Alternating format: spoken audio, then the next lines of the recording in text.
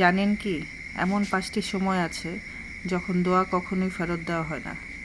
ইসলামে দোয়া শুধু ইবাদত নয়, বরং এটা একজন বান্দার আল্লাহর সাথে সরাসরি সম্পর্কের মাধ্যম। কিছু বিশেষ মুহূর্ত আছে যখন আল্লাহর রহমতের দরজা আরও বেশি খুলে যায়। 1. সেজদার সময়। সেজদা হলো বান্দার সবচেয়ে নিকটবর্তী অবস্থান আল্লাহর কাছে। রাসূল সাল্লাল্লাহু আলাইহি সাল্লাম বলেছেন, বান্দা সেজদায় আল্লাহর সবচেয়ে কাছাকাছি থাকে, তাই এই সময় বেশি বেশি দোয়া করুন। 2. বৃষ্টির সময়। যখন আকাশ থেকে বৃষ্টি নামে তখন তা আল্লাহর রহমতের একটি নিদর্শন। এই সময় দোয়া করলে কবুল হওয়ার আশা অনেক বেশি থাকে, কারণ এই সময় আল্লাহ খুশি থাকেন। 3. জুমার দিন। জুমার দিন মুসলমানদের জন্য বিশেষ বরকতময় দিন। বিশেষ করে আসরের পর থেকে মাগরিবের আগ পর্যন্ত এটি গুরুত্বপূর্ণ মুহূর্ত আছে, যে সময় দোয়া কবুল হতে পারে। 4.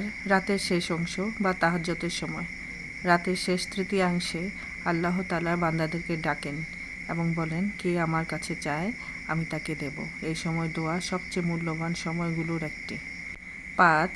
আজান ও ইকামতের মাঝের সময়।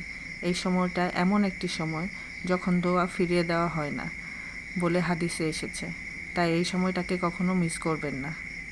আমরা অনেক সময় দোয়া করি, কিন্তু সঠিক সময় বুঝে করি না।